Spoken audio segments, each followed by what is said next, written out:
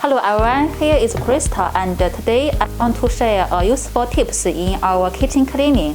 And okay, look, this is a cleaning pad, and we can see that with two different sides, and one abrasive side for removing the stubborn dirt, and one smooth side for rinsing and wiping dry. Okay, I will do a test, and we can see the perfect function of this cleaning pad. Okay, put some water, and okay, I will clean the right side of the dish, and we can see the cleaning function. Okay, the abrasive side for removing the stubborn dirt.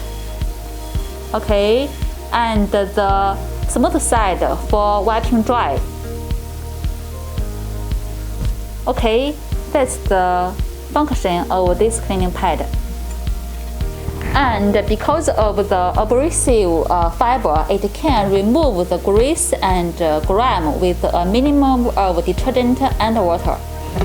Okay, in a conclusion, this abrasive cleaning pad is very ideal for kitchen cleaning, for removing stains without changing clothes, lint-free and highly absorbent, and very suitable for dry and wet cleaning, and also very hard wearing and washable. So I highly recommend this cleaning pad and hope you also like it.